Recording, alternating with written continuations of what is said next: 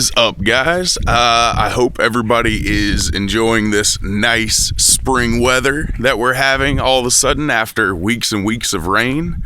But today, this video, what I am doing this for is for the Facebook page American Seed Alliance. It's a great resource for gardeners, and basically what I'm going to do is show you around my garden here. It's a basically, I guess you would call it an urban container garden, and you guys can kind of give me tips and pointers if you'd like, basically what you see that I could do better to make this a little bit of a better garden. So I guess I'll start over here. I have some clippings kind of sitting here in the more shaded off area. And by the way, let me see, the garden is facing, that's, if you look that way, that's east, that way is west. Basically, I really don't have much choice of where the garden is, so this is like the best spot I could find up on this ledge. Yeah, kind of not really much sun, but in the afternoon it gets a lot of good sun. But anywho, over here I've got some clippings going on and just some herbs going, some catnip I think. I'm really not 100% sure. It's more of my girlfriend's project over here. But that's that going on. And actually, before I get started with the plants, I'll show you some of the stuff I use. Here is my compost tea brewing device, I guess you would call it. I have two socks strung here. This one is mushroom compost, and this one is cow manure compost. And both of these socks have this in it. And all that is, it looks crazy, like some, crazy gardening thing from Japan, but it's just seaweed, just dried organic seaweed, no additives or anything, and I grind it up into a powder, put it in the socks, and make the compost tea. I'm aerating it with a little fish tank thing, and it works out pretty good. I usually foliar feed all the plants with that almost daily. It helps keep the bugs down. I've got my little spray bottle I foliar feed with, and I actually had a problem with aphids a little while ago, and I had to hit them with a little bit of soapy water. I just put like a drop of soap and some water, and it took care of them. I have the 7 Dust here. I don't actually use that on my plants because I don't want to eat it, but what I do is put it on the wall so it keeps the slugs like kind of down to a minimum, because I do have a lot of slugs out here. It's kind of crazy. So I don't put it on the plants, like I said, but it does help keep them away a little bit. The fertilizer I hit them with first, I supplemented with this just all-purpose Miracle-Gro. Let me see, I ran through 2 cycles of that, but since it's really high in nitrogen, I'm going to stop using that for, getting ready for the next cycle. I'm going to stop using it, and I'm going to hit the tomatoes with the tomato plant food, since it has got a lot lower nitrogen, if you can see that there. So yeah, Miracle-Gro is probably not the best, but it's the easiest, most straightforward. If you have a suggestion on something else to use, like I said, that's what this video is for you to give me tips and pointers and point out everything I'm doing wrong.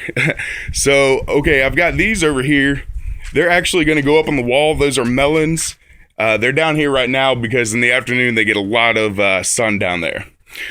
Got oregano seeds put in there. They haven't come up yet. I just put them there a couple days ago. And my little pineapple plant, these guys usually do really great. This is actually a 1 or 2 year old one. It's not very old, but over here, that's my big daddy. It is probably about a 4-year-old pineapple plant, but it is huge. It has to come in the winter time, but other than that, it does fine down here in Georgia. So that's a baby one. And moving on, I have my little, it's not really a raised bed. I just kind of surrounded it with rocks. And by the way, the soil I'm using this year is a mixture of compost, perlite, and just general garden soil. Let me see, what else did I do? Peat moss. There was a mixture of peat moss in it and a lot of organic matter. So here is my coconut seed. I'm actually trying to germinate that. Right now it just looks like I buried a coconut because, it takes like 8 months to even sprout.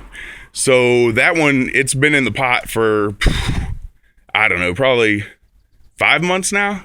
So who knows? Anyway, Trinidad Scorpion peppers. I've just got this here. It's not attached to any of the pepper plants. Their stakes aren't attached yet because I want the wind to kind of strengthen up their stalks. But sweet peppers over here.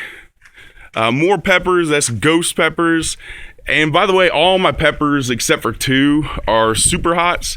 They're in the top 3 category: the Trinidad Scorpion, ghost pepper, and what was that? I already said Trinidad Scorpion. Carolina Reaper. That thing is, I've got some questions about that, but we'll get to that. Anyway, I have some cactus seeds here I'm growing for fun, just to see what it's like. Tomato plants, all the tomato plants, I topped them. Meaning, if you don't know what that is, when the main little stem going up, I just shorted it, I cut it off to force growth down below to make them kind of bushy. Some of the pepper plants I also topped, but these ultra hots are kind of hard to grow sometimes, so I didn't top any of them yet. I've got carrots germinating here, another clipping, another tomato clipping, strawberries, which strawberries are doing great. If you see, I'll turn it, they're everywhere. I mean, you just look inside, there's tons of strawberries. Got more tomatoes here.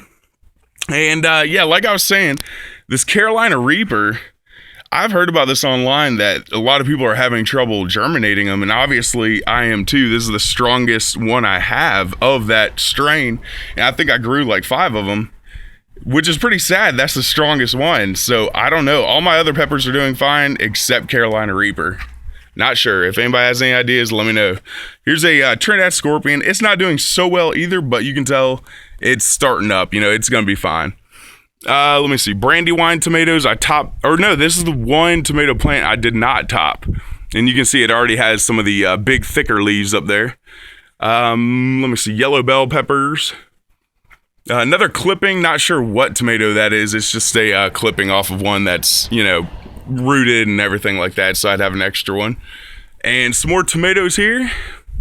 Moving down, yet more tomatoes. And my big grapevine, I have it in a tomato cage this year because usually I live in kind of an urban setting, so I kind of wanted, you know, to save the space and send it up. You know, eventually I'll put it in the ground, but for now it's gonna be in the tomato cage. And we'll end it with the pineapple plant here. So yeah, if you see anything I should do differently, have any tips, suggestions, leave it in the comment section below. Or more than likely you're seeing this on the page, the American Seed Alliance. Like I said, I'll put a link in the comment section below. And if you guys want to check them out, they are awesome. So I hope you guys enjoyed the little tour, and I will see you next time.